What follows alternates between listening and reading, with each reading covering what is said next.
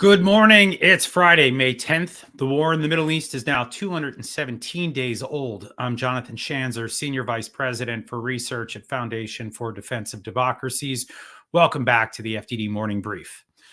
Okay, so a few things have happened since we last spoke. Some seriously big news, like a de facto arms embargo imposed by the President of the United States against the State of Israel. I'm still processing this. I think we all are.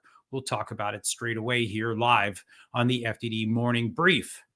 Our guest on today's episode is Lorenzo Vidino. He's the director of the program on extremism at George Washington University. There's certainly been no shortage of extremism on that campus over the last few weeks, but we're not going to ask him about the sordid goings-on his place of business. Gentlemen don't tell tales out of school, and Lorenzo is a gentleman. But he has plenty of other nuggets to share with us about who stands behind the protests, as well as extremism in Europe and beyond. He'll be joining us live here on the FD Morning Brief in just a few shakes of a camel's tail. President Biden halted weapons to Israel last week, and now he's threatening an embargo if Israel goes big in Rafah. This is a demented policy to impose on an ally fighting a defensive war on 5 fronts. But let's be real. Biden is not some closet anti-Zionist, but he's also not exactly a profile in courage. He was the lone voice to vote against the famous Navy SEALs raid that killed bin Laden. Today, he's petrified of a big, unpopular war with election season underway. He knows that when Hamas is on the edge of defeat, Iran will unleash its proxies on Israel and probably America too. Biden should be snarling at Iran, but that ship sailed long ago. Biden begged for a nuclear deal. Iran refused. He eased sanctions. He got bupkis in return. He cowered after Iran's proxies killed 3 servicemen in January. No, it seems the president is only brave enough to pressure Israel. This is trademark Obama-Biden calculus. Squeeze your allies and appease your enemies. Hey, Mr. President, newsflash. Iran already launched this war. You cannot unring that bell. This moment is now fraught with danger. Hamas has ended hostage talks. Hezbollah is escalating attacks, and Israel is fighting with one hand tied behind its back.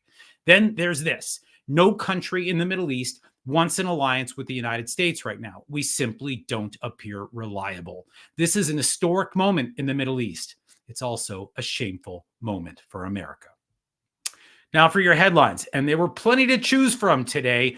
We're not going to talk about that UN bid that the Palestinians are launching. We'll talk about that probably next week. We will not be talking about the activity in Eastern Rafah. So let me give you the 3 other headlines that I think you may not be watching. Headline 1.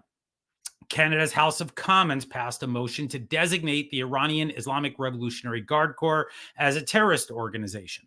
The vote was unanimous. All 327 members of the parliament in the Great White North agree the IRGC is a terrorist entity responsible for decades of violence and bloodshed. Maximum punishment is past due. The ball is now in Prime Minister Justin Trudeau's court. Without his sign-off, the motion is just empty rhetoric.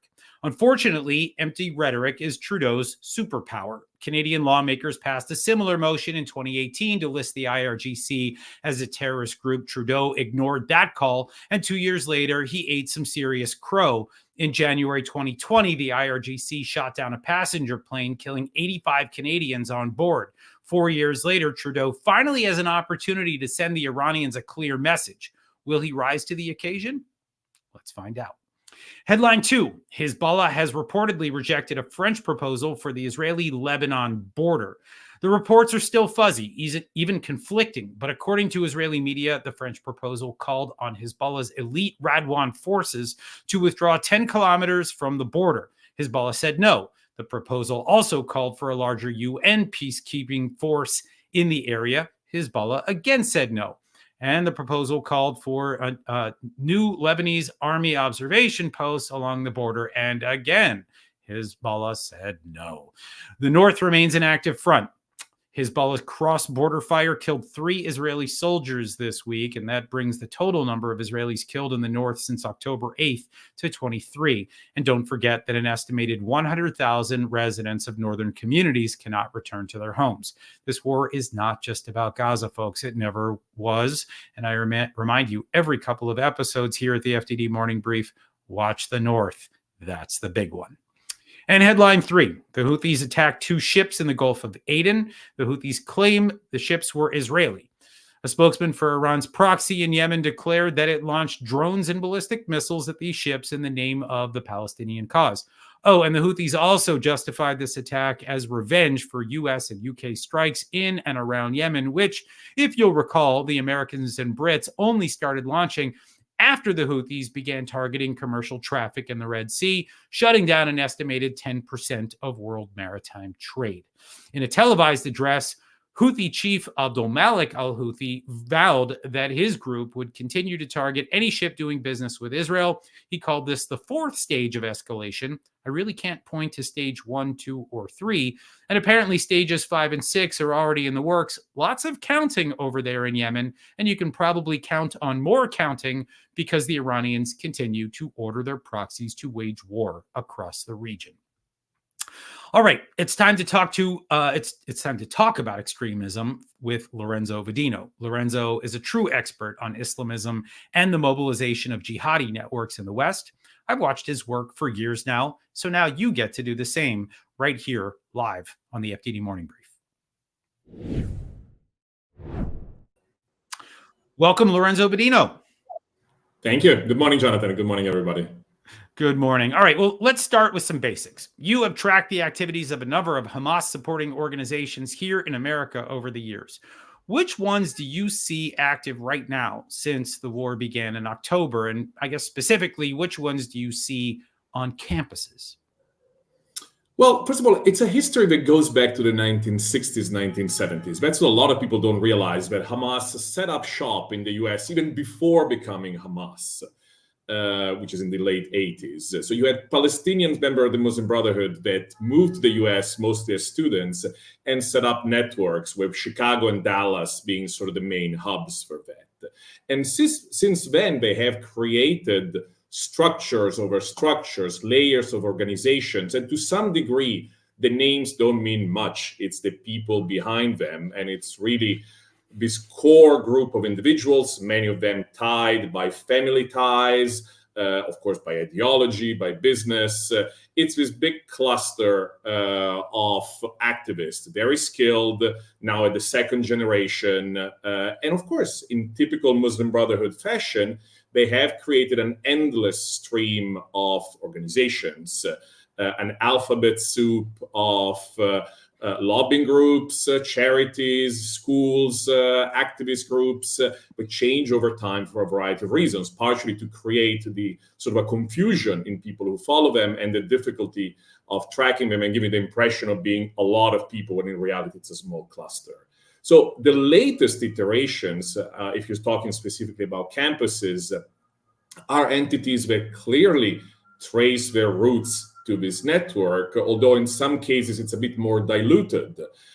These individuals are quite smart. They know full well that there is a lot of people, not just me and you, but people within government who track or should track their activities. Maybe over the last 10, 15 years, the ball was dropped a bit on them. But nonetheless, they know that there's attention on them. And so they have created entities that have some Hamas historical presence, but also have people on the board who are not openly Hamas, might not even be Muslim, might actually be Jewish in some cases.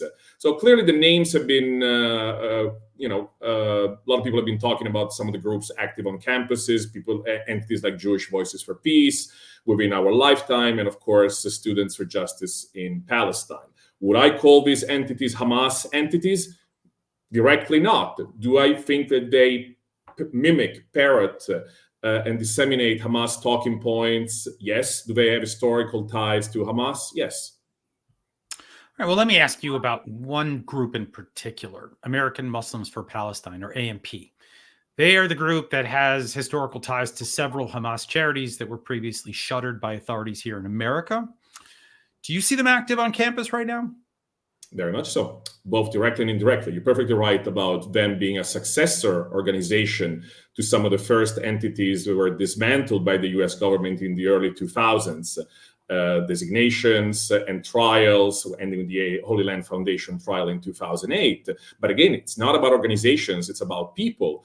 You shut down organization, you arrest them and convict the top 3-4 guys, there's going to be the second tier, the third tier that will step up and start new organizations. So that's exactly what happened with AMP, which is clearly, if you look at personnel, if you look at structure, if you look at the base, it's very much a success organization of those Hamas-linked entities shut down by the government. AMP is active on campus in two different ways. First of all, by having helped in very substantial ways in giving birth to Students of Justice in Palestine some 15 years ago. There are very strong organizational connections. I mean, the founding meeting of SJP took place at the margins of an AMP conference in which AMP paid for the expenses of people to travel and set up the organization. There's a very close connection that dates back to the early days of SJP.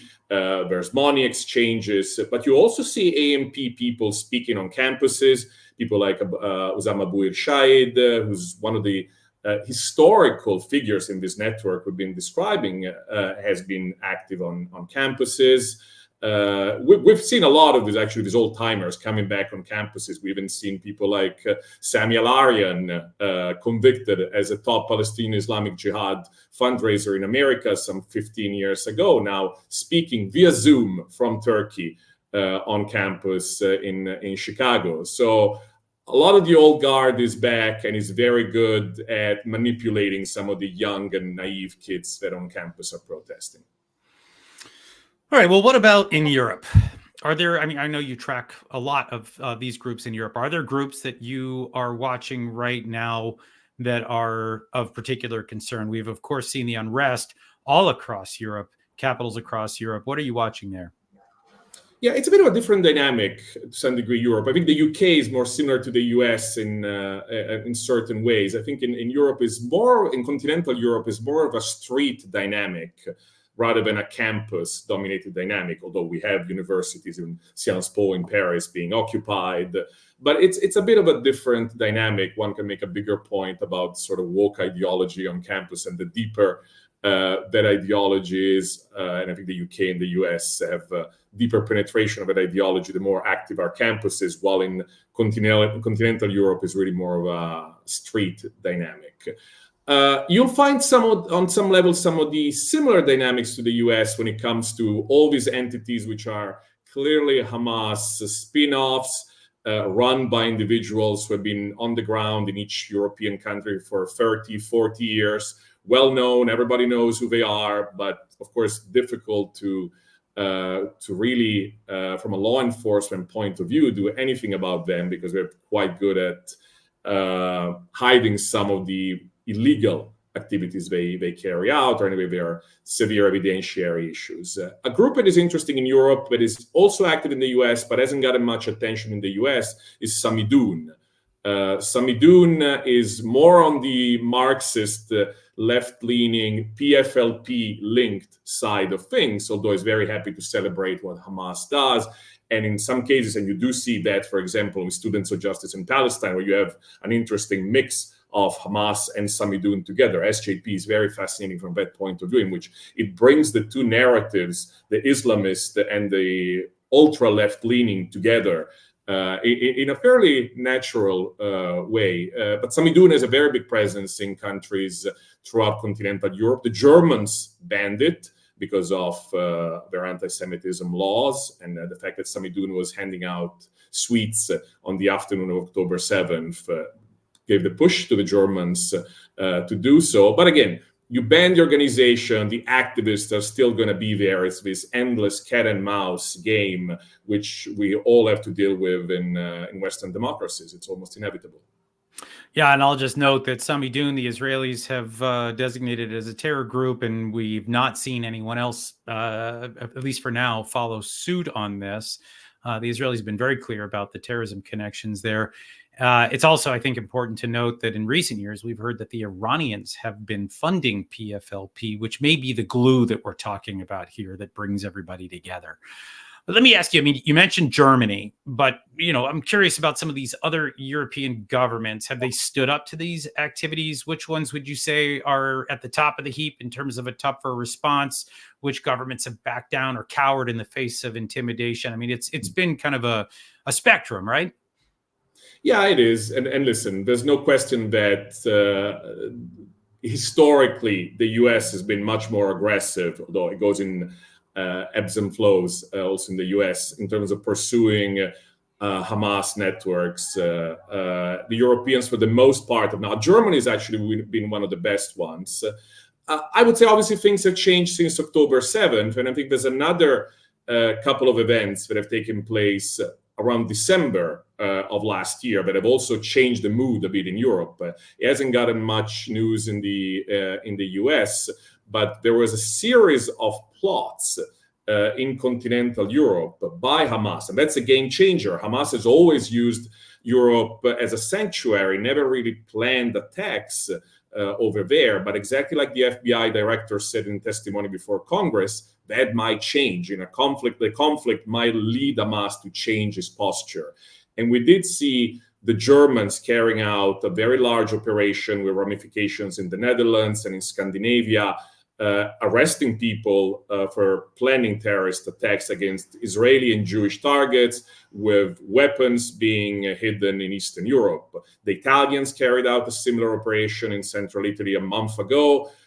That puts things in a different light because it's no longer just a political matter. Well, it's a resistance movement. You have some governments in Europe, I think it's Spain, Ireland, that take that kind of position. It's a different ball game if the group starts planning attacks on European soil. So at a law enforcement intelligence level, things have changed quite a bit. Obviously, politics come into play, and the different positions that government have when it comes to the Israeli-Palestinian conflict have an impact on all this. Yeah, for sure. Well, let me just maybe ask you to zoom out for a minute. I want to ask a big picture question. 5 years ago, maybe 7, the U.S. effectively declared an end to the war on terrorism, right? We pivoted to great power competition, or at least that's what we were told was happening. So we were focusing more on Russia and China, and we were thinking less about ISIS. We sort of declared victory there. Al-Qaeda, we kind of declared dead. We left Afghanistan, gave the Taliban a victory. But, at that point, we kind of said, okay, we're moving on. I think we're now seeing, and if I'm hearing you correctly, that the war on terror is not over, right? So the question is, can we fight one war without fighting the other? In other words, can we do great power competition and the war on terror at the same time? Do you see our government capable of doing both? Can we walk and chew gum? Well, first of all, a little side note. I think when it comes to Hamas and those groups, the war against them, the war on terror ended around 2008, 2009. So the ball on them was dropped way before the ball was somewhat dropped on jihadist groups like ISIS and Al-Qaeda, which indeed happens around 2018, 19. The issue is that even if you take, and I totally completely understand the importance of great powers competition, the two topics are actually very much interconnected. Because guess what? If you drop the ball on counterterrorism, guess who's going to step in? And we see that in Africa, for example, playing out, where when the US doesn't pay attention, local governments will call in the Russians, the Chinese to help. So you cannot even untie the two issues. They're so interconnected. Also, whether you can be done with jihadism, but jihadism is not done with you. That's the sad reality. And we have seen attacks globally. We have seen, although in a quantity and quality that is inferior to, let's say, 10 years ago, but it has not stopped. Also in the West, we had attacks thwarted in Europe, in the United States. So it's a more manageable phenomenon, but it has never gone. I think nobody really in the technical side of counterterrorism had any illusion over the last couple of years that the war on terror, if you still want to call it that, was gone. I think once again, it's from a political point of view that the decision was made. All right, we're going to leave it there. Lorenzo Vidino, keep up the great work. And thank you for joining us live today on the FDD Morning Brief. Thank you. Thank you for having me. All right, here's what FDD has on tap for you today. FDD Cyber Center lead Mark Montgomery and Michael Sugden, his colleague, have a new piece critiquing Biden administration's proposed $13 billion budget in cybersecurity for federal civilian agencies. While that may sound like a big number, my colleagues argue that it's not nearly enough. And more importantly, it's not allocated appropriately to fund the essential programs and organizations to protect the United States from cyber attack. My colleagues urge Congress to intervene to ensure that, in particular, the National Institute of Standards and Technology has what it needs to continue its vital work. FDD senior fellow Ord Kittry penned a letter to the editors of the Wall Street Journal emphasizing the International Criminal Court's potential arrest warrants for Israeli officials would set a dangerous precedent, potentially leading to prosecution of American political leaders, diplomats, and military personnel in future American wars. To mix some metaphors here, he stresses that this dangerous trend must be nipped in the bud before this snowball turns into an avalanche of weaponized lawfare. And finally, tune in today at noon Eastern Time for a discussion on NATO at 75 years. Senior Director of FDD's Center on Military Political Power, Bradley Bowman, will host U.S. European Command Deputy Commander Lieutenant General Stephen Basham and its civilian deputy, Ambassador Kate Burns. They will discuss the importance of transatlantic security as U.S. adversaries coordinate their malign activities. Catch it on X at FDD or at fdd.org/events. That's about it for today. Read our expert analysis on our website, fdd.org. Read our quick takes on X at FDD and support our work with a tax-deductible donation at fdd.org/invest. Tune in Monday for another exciting episode of the FDD Morning Brief. Fan favorite Jonathan Conricus, the former IDF spokesman, will be standing in for me to cover the top headlines from over the weekend. I'll see you again on Wednesday. Until then, I'm Jonathan Schanzer, signing off for FDD.